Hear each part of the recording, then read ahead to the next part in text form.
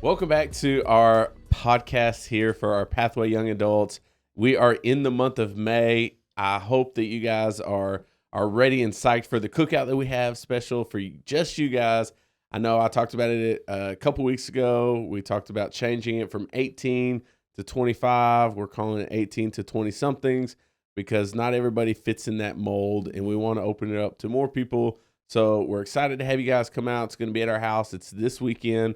Going to be cooking out, grilling, just going to have a good old time. So can't wait to see you guys there. At our house? At our house. Our house. At This our weekend. house. This weekend. No. This weekend at our house. It will be Put that on the there. calendar. I think it might be. I don't know. All of our calendars are changed, but we are in our young adult podcast, and I have with me here Josh, Daniel, Yo. and then my lovely bride, Kayla Hall. Hey, everybody. We are back in action on this podcast, and we're going to be talking about calling and purpose today. We think it's so over. Sometimes it's over talked about. Like, I'm called to ministry. I'm called to do this. I'm called to do this. So today I want to bring a little bit of clarity to calling and purpose, maybe a little bit of difference in the two of those. So I'm going to start off by asking you guys a question, and then I'll kind of throw in mine. But what did you want to be when you grew up as a child? You can go. Okay, so I just thought about this. I forgot in 7th grade, I told my mom I wanted to be a lawyer Okay. and a professional baseball player Okay. I could see the lawyer for at sure. the same time. Lawyer for sure. Yeah. You can argue. So I can. It's well though. I Yeah. mean, like you have really good points. So Yeah, you would be a I good think one. I'm better arguing than baseball. But I would know. anyways, Yeah. Alright. When I was a kid, and even now, to be honest with you, I wanted to be a country music singer. Country Still a music. big dream. There it is. Yeah. It is. Yeah. Yeah. For sure. For me, I wanted to be, I know this is going to sound crazy, but I wanted to be a marine biologist. I Yeah? wanted to, I don't know, but we went on this mission or this field trip, mission trip. Been on those too. Went on a field trip to an aquarium or something, and there was a manatee, like the sea cow, just a slow, I don't know what about it, but I was like, I want to grow up and study those someday. And then I did not do that, clearly, because I'm sitting here today. Yeah.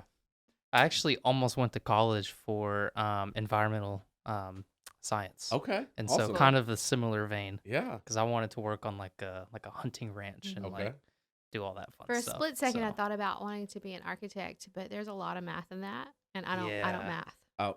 yeah. Yeah, I don't math. And, So and I think, like, no. for everybody, as a boy, especially, like, being an astronaut, that was one of Oh, and, yeah. and somebody crushed The my size dreams. of the ship. Yep. Somebody crushed my dream when they came to me. You're too big. I'm like, oh, man. Yeah. I didn't know that I could have worked out and got smaller and did all the things to be one, but that's a whole nother story, Yep. a whole nother day. Yeah, the spaceships are small. They are small. They're tight. I would be definitely confined in. I don't know if I could do that. So let me ask you this: what was the moment you thought, okay, I could totally do this thing for the rest of my life, and what was it? You want to go first on this one? Sure. Yeah. So I think that would have been probably I don't know, it would have been your senior and my junior year of college. We were doing outreach. We would go into inner city of Dallas, the super scary side of Dallas. And we would just tell people about Jesus. And it wasn't like a weird way. We're like, here's your track. Like, Yeah. hello, sir. Can you tell me where you're going when you die? Because Yeah. if you don't, like, it wasn't weird like that. It was just loving them. It was like, Right. it was cooking them food, being like, hey, we got some food for you. Want to come over here and have this? And we 9 times out of 10 didn't even bring up Jesus. Right. We were just being Jesus. Yeah. And so I think it was then. I mean, I knew I was called. We'll get to that in a minute. I knew I was called to full-time vocational ministry before then, but I think that's the first time I was like, absolutely, I could do this for the rest of my life, just Yeah. loving people like Jesus would. That's awesome. Yeah. That's awesome. Yeah. I had kind of a similar moment at multiple different times. Right after I got saved was at a youth camp. And the next day, I felt the Lord told me I was going to be called to vocational ministry. And I knew it was from the Lord because I didn't even know what that meant. Yeah. Right. Like I was just freshly saved. What is And I was like, I don't know what that means. What is Yeah. vocational? Yeah, I know. No, for real. I had to have the leaders that took us explain what that meant. Yeah. And so there was that moment there where I was like, okay, like obviously God told me to do this. I think I can do that. And then I want to say whenever I first started serving in students as an adult, Mhm. I realized I was like, okay, this is something I would really like to do for. I don't know about the rest of my life because you lose it after You lose it at a after certain a while. age. Yeah. You lose it after a while. But I was like, I could definitely see myself doing this Mhm. long term. And then the first time I started serving, actually, I take that back. First time I started serving in production, I hated it. Yeah. About a year after I started serving in production and then took the role that I'm in now, I realized I was like, this is something I'm really passionate about Yeah. and something I didn't even know Yeah. You're super good existed at it the too. year Yeah. before. And Mm. so For sure. definitely that. It's Yeah. awesome.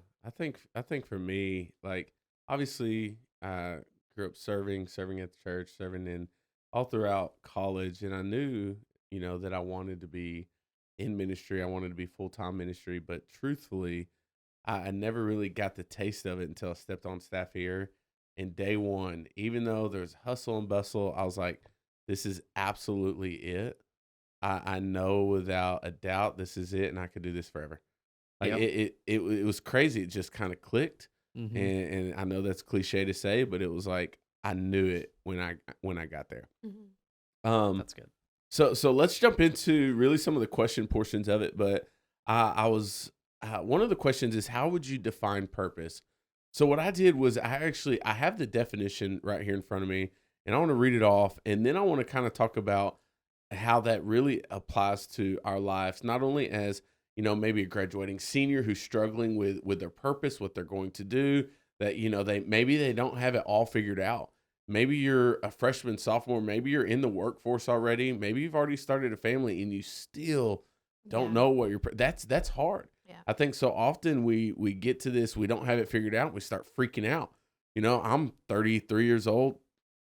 33 years old, yes. Yeah. 33 years old, and sometimes I'm like, I don't have it all figured out. And it's kind of that moment where you're like, oh no, what am I gonna do?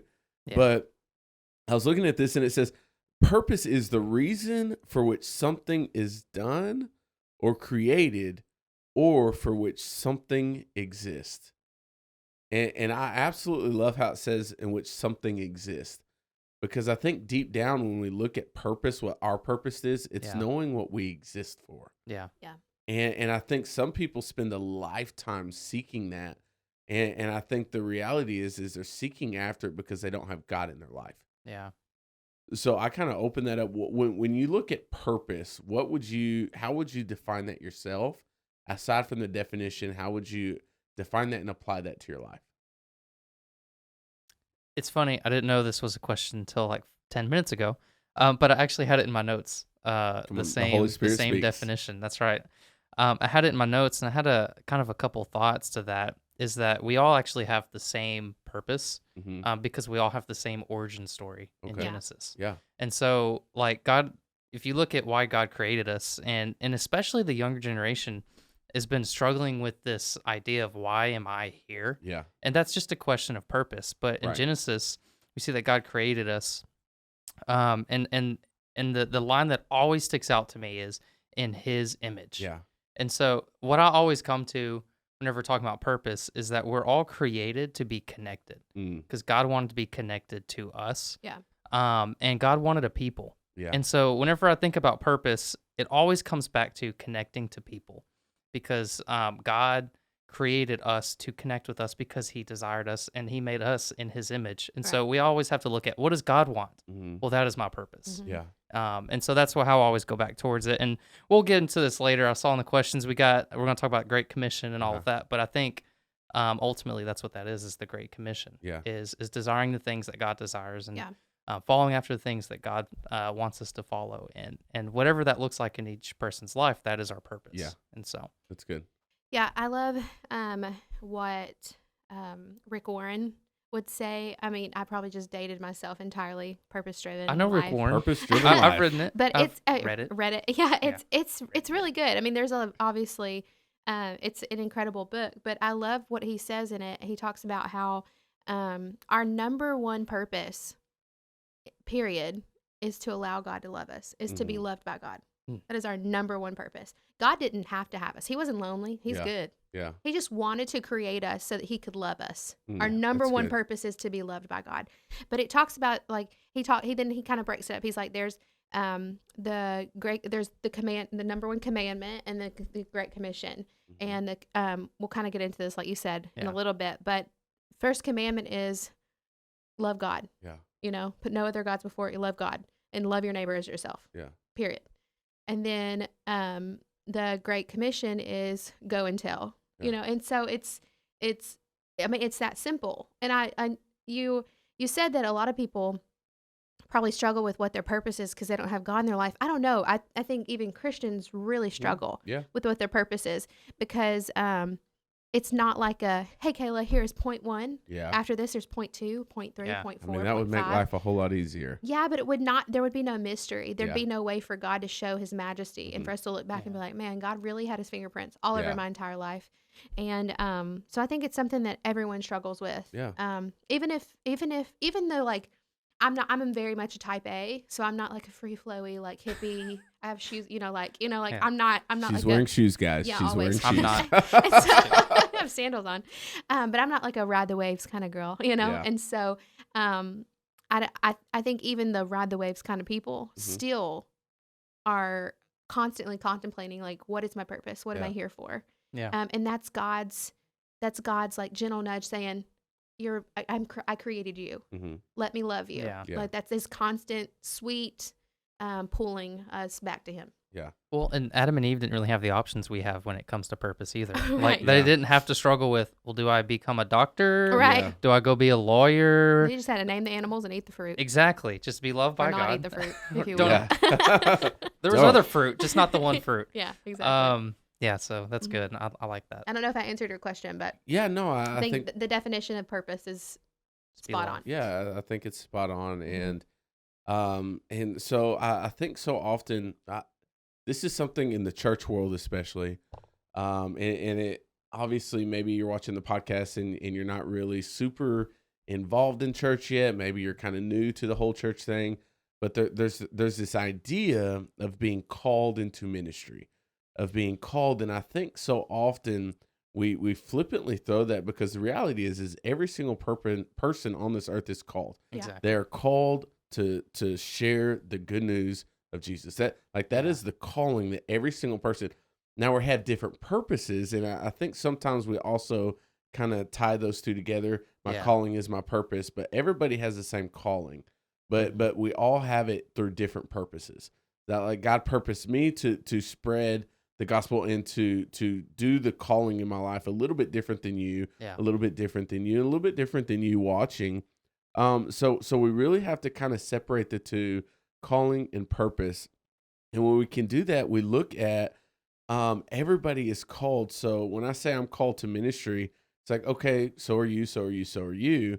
But I think in the church world, it is something that is used as kind of this prayer at youth camp. You're called into ministry. You're called into ministry, but there's no follow up. And you're like, what does that mean?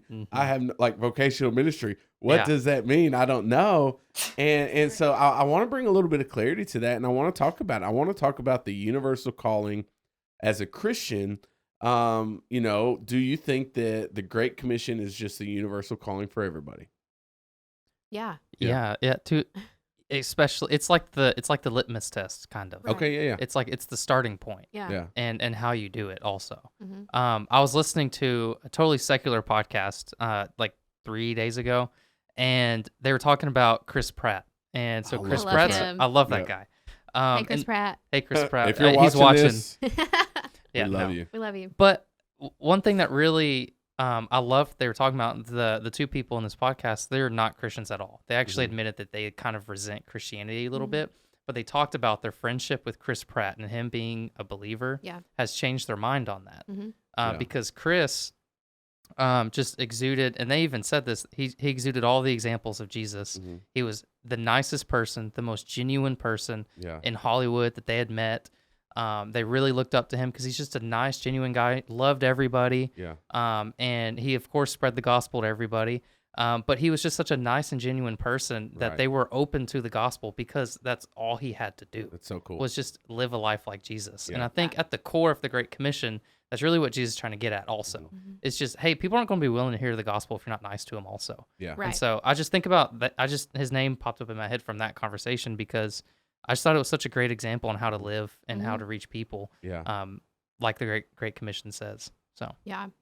You know, I was thinking about when Jesus tells the disciples the Great Commission, and it's literally the last thing he said before he left. You got to think about something before, like at the end of your life. Those are the moments, or at the end of, like, at the end of your life, when you're laying in your hospital bed, whatever, those are the moments where really deep stuff comes, and you're like really thoughtful stuff. You know, nobody's saying like, "Hey, can I get my trophies?" Like, I just want to die next to my trophies. You know, those are the moments where you don't waste a breath, Right. Because you know that your time's coming to an end. Yeah. And so, yes, I think it's universal across the board. I think it's a lot easier than people want to make it out to be. Like Simple. like Chris Pratt, I think it's just so love simple. people. But I do think it's a universal calling for all believers. And truthfully, if you think about it, like if you're living a life for Christ, you're doing it naturally. You're doing it naturally. Yeah. It's not like you have to wake up every day and be like, okay, today I'm going to baptize people in the Holy Spirit. Yeah. Let's go find them. You know, like, I mean, some people are like that. And, you know, I'm not knocking on them. There's the treasure hunters, you know, that do that. And I'm like, hey, and there's the people that stand on the corners are like, you're going to die and go to hell. Now, I'm not the one to say if they've been asked by God to do that, because who knows? Yeah. Who knows? Who knows? But God, thankfully, has called me to live He did not a relatively ask me to do normal that. life. And I just think if you are a true follower of Christ, what your heart is set on will ooze out of you. Yeah, you that's know? good. And I don't think people should have to ask if you're a true follower of Christ. They should know. Right. They should know. Yeah, Yeah. it should be in your conversations. Yeah. Not like, I mean, nonchalantly. It'd be in your conversations and how you love people and how you see people. And, Right. Exactly. Yeah. That's good. And think about the Great Commission. I mean, I kind of think of it as it's the number one job we all have. Yeah. Everything else is secondary. Yeah. Yeah. Which kind of takes the pressure off a little bit. Yeah, it does. Which is the next thing. Yeah. Talks about. So for those of you, I didn't think about this. Obviously we've been in the church world for so long, but we might actually have people who are like, what is this Great Commission? Mm-hmm. What are they talking about? So I got the scripture for you. It's actually Matthew 28, 16 through 20. But if you look specifically at 19, it says this. It says, therefore go and make disciples of all nations, baptizing them in the name of the Father, the Son, and the Holy Spirit, and teaching them to obey everything I have commanded you. And surely I am with you always to the end of the age. So that's in Matthew. And like Kayla was talking about, it's just kind of him telling his disciples, hey, go and make disciples of everyone. That is what I've called you to do. Now go and do it. Yeah, so, they just finished spending how many years with Jesus? the past 3 years with Jesus, hanging out as his closest friends, doing life with him, sharing ministry. He said, now go do everything that I taught you. Yeah. I think it's great when he says this too. It's because he's just come back from the dead to tell them this. Right. Yeah. It's that important that he came back just to tell them this. Mm-hmm. So it's got to be important. Right. Exactly. So answer me this. I think it does take the weight off, like you said, and I think that's a good place. But why do you think so many young people are so caught up in finding out what they're supposed to do? I don't think that's a bad place to be. Yeah. I think it's a natural progression of maturity. Yeah. To figure out what's bigger than me. What am I here for? You know, when you're a kid, everything's done for you, especially your junior and senior year. I remember so profoundly, like my senior year, being like, oh dear God, I'm going to make the wrong choice. I'm going to make the wrong choice. I'm going to go to the wrong school. I'm not going to meet the right, like I'm just going to make the wrong choice. Yep. And someone took so much pressure off of me. They're like, are you living for Christ? Yes. Are you listening to him? Yes. Are you reading his word? Yes. Then you're not going to make the wrong decision. Yeah.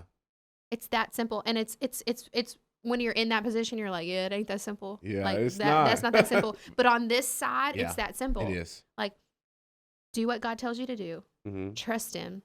And if he's silent, do what he told you to do before. Yeah. Because he hasn't told you what to do next. And something to kind of speak into the life of younger people who maybe haven't lived as long as I have. I'm not old by any means, but I can say this. I can say there have been times in my life where maybe I did make the wrong decision. Sure. There's grace. But staying in connection with God, staying in his word, staying in relationship with him, pursuing him, he's still blessed even the decisions that weren't probably the best.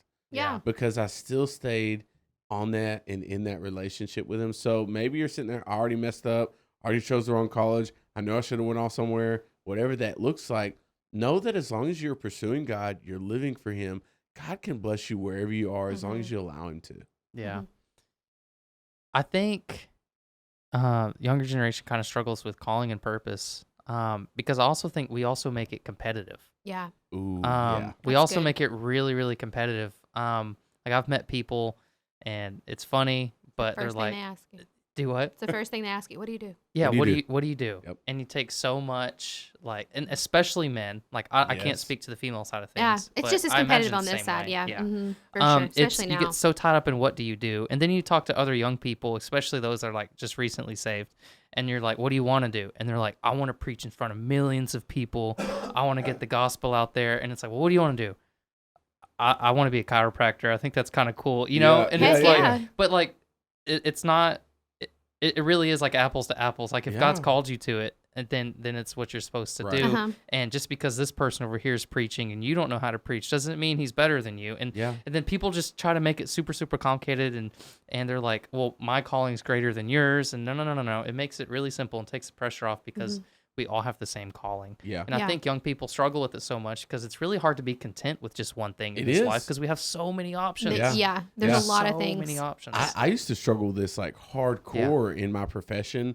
I'll never forget. Kayla worked at a huge, a huge company where we would go to black tie events. Wow. And I would have to go and Super find. fun. They were so much fun. bet. Much fun. And I felt so out of place. Like I didn't have the suit, so I would go and I'd find the clothes to wear. I mean, everything was valet, and I remember people My would boss walk would make me around. hold a glass of wine to look like I fit in. I didn't drink back then, and I was like, I'm just gonna hold this. Yeah, to just hold it to fit in. To fit in. Oh my gosh. I'm not kidding. But that's Cruella awesome. DeVille, yeah. I remember walking around with Kayla and all of these, like, I'm talking about like multimillionaires, like businesses started from the ground up, inheritances, like just incredible people come up to me and ask me, hey, what do you do? And I'm like, oh, like, and I struggled with it. I was like, and I would try to get creative on how I worded it. Always. I was like, well, I inspect houses for termites. I was a bug guy. I mean, I was a bug guy, but you know what? Yeah. It was a great company. It's incredible. It was an incredible company. I was like doing well financially. It was a great place to work for, but it was the title that really got me to where I was kind of in the same boat as what you're talking of. It was that competitiveness, like, oh, what do I do? How can I spin this to way that I sound like I'm just as important as you? Yes, that is a major struggle. Especially, and then like even trying to have friends that aren't necessarily like believers either. Like for myself, they're like, what do you do? And I'm like, I work for a church. Yeah. And they're like, ooh. And then there's like the worldly Instantly, they're not your side. friend. Instantly, they're. Well, Just kidding. yeah, it depends. but there's like the worldly competitive side of it too. And so I think that's why it's such a huge struggle, especially college age people and, constantly changing your major because it's like, well, that sounded a lot better and so on and so forth. Yeah. So yeah, it's that paralysis by analysis, right? So you have the kitchen sink thrown at you, and social media makes you think that if you don't have an Instagrammable house, Instagrammable life, Instagrammable title, office, desk, laptop, then you're screwed pretty much. And like that couldn't be further from the truth because God needs the chiropractors. God needs the bug guys. God needs the pastors. And another thing is that if you feel super confident in your space, and like if you walk into a space and you feel super confident and you're like, this is where God wants me to be, and then 2 weeks later you're like, I don't think this is where God wants me to be, you need to really re-examine. Like, are you comparing? Yeah. Are you concerned because your platform's not as big as somebody else's? Because I'm thinking of our church compared to like Stephen Furtick's church. Our church is not massive. Stephen Furtick's he's in another realm, but he was designed and called to be Stephen Furtick. Yeah. Right. Pastor Marty is called and designed to be Pastor Marty. Right. And that doesn't make his platform any less like God pleasing than Stephen Furtick's. Yeah. But the worst thing in life you could do is to end your life being really good at something you were never called to do. Yeah. Yeah. Or being a poor version of someone else. Yeah. Exactly. Yeah. I had a moment just like that last week. I was on YouTube and I watch all these like different production tech tutorials, like shadows of different churches and tours. And I found my way onto a tour of Life Church's production. Oh gosh. biggest church in America. You're a Yeah. beast. And I was like, Craig Rochelle. oh my, yeah, Craig Rochelle. Literally also a listening. beast. I'm Yeah. just kidding. Yeah, seriously. And I, as I was watching it, there, Life Church's version of my job was talking to the camera, and I was like, this guy is incredible. Like, they've got 33 or something like that campuses that this guy runs, and da-da-da. Nuts. And I was like, I kind of want to quit my job because I'm never going to be as good as this guy. And so it's something that is a consistent struggle for young people, but you have to constantly remind yourself, like you said, like, I'm called to do what I'm called to do. I can't be a poor version of that guy. Yeah. And so let me disagree, by the way. interject. you disagree. Before you could do disagree, that. if you hear white noise in the background, Oh, yes. it is raining super hard today. Yeah. So yes, just wanted to our clarify ambiance that for you. we're not all trying to go to sleep, and No. and I mean, although I am that would be always trying nice. to go to sleep. I got a Good. newborn. I'm always trying to go to sleep. Yes. But yeah, so let me ask you this, and I think definitely you and I would probably be able to really speak into this, but what advice would you give to a high school student and maybe about an adult that is changing careers or going back to school? Like advice in like their purpose. I think what I said earlier, follow God, listen to him, and then make the best decision that you think's for you. You're not going to screw anything up. Yeah. Like if you're truly following God, if you happen to make the wrong decision, you'll know Yeah. and you can fix it. Yep. Yeah. Nothing is permanent except for life and death. I mean, like Yeah. like you can fix it. Yeah. And you'll know pretty straight on if it's not for you. Yeah. I mean, breathe. Yeah. Breathe. Yeah, I think take the pressure off yourself to have it all figured out, and then also fail forward. Yeah. Yeah. I think I would rather see us fail trying to pursue him and pursue what he wants for us than sit on our couch and Yeah. cheat us Absolutely. away. Yeah. So if you feel like there's something else out there for you, go try it. If Yeah. it's not it, let God drive you, and if he wants to close the door, let the door close. That's so good. Yeah. Don't sit on your couch like terrified to move Right. because you don't know. Like God hasn't like sent you a letter in the mail. Right. Yeah. He You just know? needs you to move. He'll kind of guide you a little bit. Yeah. But you got to go. You got to Yeah. move forward. Yeah. And so, specifically for me, when I was serving in the pest control industry, I was searching for other things because I didn't feel like I was walking necessarily in what my purpose was. Yeah. So I was constantly seeking other things. Yeah. Like I went back to school. I got a degree and I got a EMT certificate so I could change careers. And I went through all of these different things because I didn't feel fulfilled. Yeah. And I think so often we limit ourselves and we get stuck into a place because maybe it's what our parents did. Maybe it's what is easy or what we've always done. And we limit ourselves by placing ourselves in a box. I just came from a pastor's meeting, and Pastor Marty just dropped a incredible little nugget of truth on us. And he said leadership isn't a box that you have to fit inside of. He said, but oh man, I wrote it down somewhere. But he said use your platform to allow you to step out of the box. Step out of the box, because there are so many people that need what God has placed inside of you that doesn't conform to that box. And it makes me think of the purpose. And as I was seeking these other things, I was trying to fit inside of this box of what I was supposed to be and see if it would fulfill me. But it was really when I just pursued God. It didn't matter what I was doing in my job. It didn't matter what I was doing outside of that. It was through my pursuit for God that I felt fulfilled. Even being, I would say this, even being called into full-time ministry, if you are preaching, if you are a pastor, if you are a student pastor, if you're on a creative team, if you're throwing, social media messages out, if you're on it, whatever it is, if you're in the church and you're not pursuing God, I would dare to say that you're still not going to be fulfilled. So in that pursuit of God, it's not the pursuit of a job, but it's the pursuit of him that you find fulfillment. That's good. Yeah. Good. That's really good.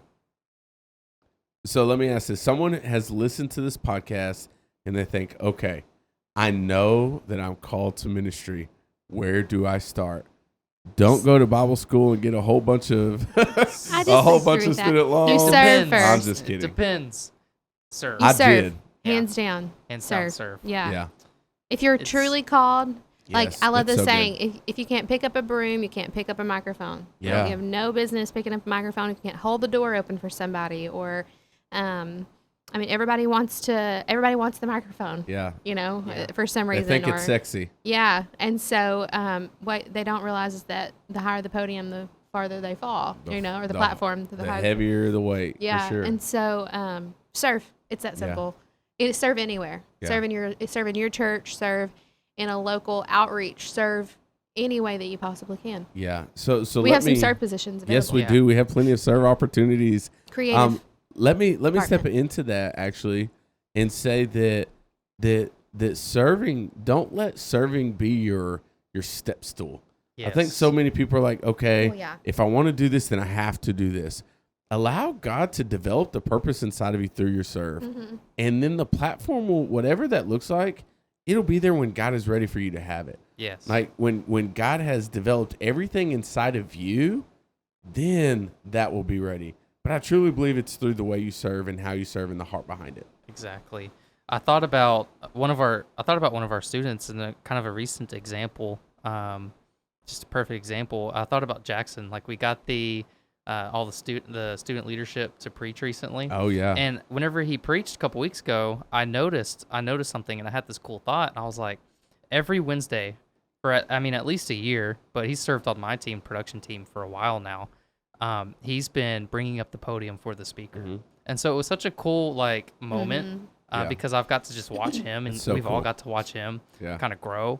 But he, with no intentions other than to serve, we all know he's got a busy life, but every week he would bring up the podium for you or whoever's speaking. Yeah. On Sundays, he's running lights for whoever's up there leading worship, whoever's up there preaching. And then there was this moment where Jackson, he got to preach and he got to walk into a little bit of his calling there. And I thought it was so cool because he didn't really ask for it, Right. but he proved it through his serving that he was ready for it. And so it's just a recent example. And there's so many more stories like that. Yeah. I think about you two also. You're not going to talk about yourself, but y'all served in this church long before you came onto staff. And so for those of you watching that don't know their story, I mean, they're living that out right now. So Yeah, it's really cool. same thing with myself. Same thing with the other person in this room, Cassidy. Yeah. Everybody has that same story. Yeah. So Yeah, and if you're truly called to ministry, that's going to be your heart anyway. Nobody's going to have to beg you. Nobody's going to have to Yes. remind you. Nobody's going to have to be like, hey, so you've signed up the last 3 weeks to serve, but you've not showed up. Yeah. Like, are you called? Like, if you're truly called, Yeah. that's not something that somebody's going to even have to ask you to do. Yeah. You're going to desire to do that. It's going to Right. be in your heart. You're going to go through seasons where you're like, oh, I'm super tired. Yeah. There's breaks. Gosh, there needs to be breaks, Oh, yeah. and like there's grace and stuff. But you just seek. I mean, there's plenty of opportunity Right. to For serve. sure. So I would say this: can you be called to something that is not your full-time job? Yeah, we all are. Yeah. Yeah, I think we discussed that earlier. The Great Commission. We're all called Mhm. to live out the Great Commission, but not all of us are called to do that. Yeah. As vocationally, like to be paid for it. Yeah. Yeah. I do also think kind of the same thing, but reverse. It's sometimes easy for people already in ministry to not live out their true calling too. Right. Yeah. I've I already agree. seen that in the last few years. It's just different stories, different people, different churches. They actually aren't fulfilling the Great Commission because they're in vocational ministry. Yeah. And it's sometimes we get them confused. Like they made it. Like they made it. I've made and so it. now I'm done. Yeah. Yeah. No. No, you're never done. No. Yeah. And no. so it just continues. Yeah. I would almost dare to say that's easier to do. It's easy Yeah. to be in full-time ministry and to lose your relationship with God. Yes. 100%. And Satan loves it that way. Yeah. Yep. Because he's like, hey, you're good. He's like, oh, No you one will made it? know. You Yep. made No it one to will what know you you're a wanted to do? pastor, you're Yeah. on staff. No one will know that you haven't done your devotional in 6 weeks. Yeah. Whatever. Oh, yeah. Exactly. But then you'll know because Yep. your tanks will be empty. Yep. You'll be ticked off constantly. Yep. Everything's flushed. I mean, like, it is, man, I've lived it. Yep. I've Yeah. lived it. I remember when I started at Pathways 2 years ago, I was like, okay, I will. And everybody would be like, hey, just be careful. It's an easy slope to slide down. And I'd be like, not me. Shoot. No, not Yeah. me. Everybody has the same- Yeah. And I think it was like 6 months in, I was like, I feel it. when was the last time I like talked to God? Yeah. Mhm. Yeah. Like, and I felt like I was scraping the empty, like Yeah. the bottom of an empty barrel. And so because I was, and God's like, hey, sis, I'm here when you need me. Yeah. And I've got a lot of cool ideas for you. So just like, let me know when you need me. And Yeah. it's just a constant reminder. But yeah, I think it's very easy to Yeah. be. And I say that to encourage someone that wants to go into Uh-huh. ministry, Yes. not to scare them. Right. Yeah. Yeah. To encourage them Mhm. that you can start now. It doesn't have to be whenever you're in Right. vocational Uh-huh. ministry. Yeah. But also, like, just know it Mhm. never ends. Yeah. Right. So, Yeah. And if you're called to full-time vocational ministry, you might as well just accept it and receive it. You Yeah. Yeah. can run if you want, but yep. God has a fun way of finding you. Ask Pastor Colin. He's got a good And, story on yeah. that. Oh, yeah. Yeah. Get a him fun in way here of finding sometime. you. And also know that if you're called to full-time vocational ministry, it doesn't mean you're going to be put in ministry as soon as you get out of college. Ooh, Exactly, Yeah. We were 8 years in Yeah. serving full-time volunteer staff. Unpaid staff. Unpaid, yeah. Wow. And Yeah. so, and we loved every minute of it. Yeah. I mean, did we have moments where we were like, There were this times. is for the birds, or there whatever. were times Like, where God, you gonna call me, then put me on hold? No, Mhm. sir. Like, but just know that it looks different for everyone. It looks different for every single person. Yeah, for sure it does, and I think that especially for us and our story and the specifics of it, it's I mean there were times where my full-time job is what put food on the table, and I think that I think that there are obviously churches that aren't in a financial place to be able to pay Yeah. somebody full time. I worked outside of I was at the first church that we served at. I was the full time youth pastor, but I also had another full time job. Mhm. It didn't I guess negate or lessen what I was putting into Mhm. the ministry, what God, like, it was still there. Yeah. I just had to find a way to support my family, and God still did incredible things through that ministry. In fact, I was able to just this past December fly out and perform one of their weddings for one of our first students. Yeah. Super cool. It was really, really cool, and I knew that God used me in that season to pour into their life. Mhm. And 8 years later, 9 years later almost, that now we're finally at a place that we can be full-time, paid ministry, working together like we always knew and dreamed.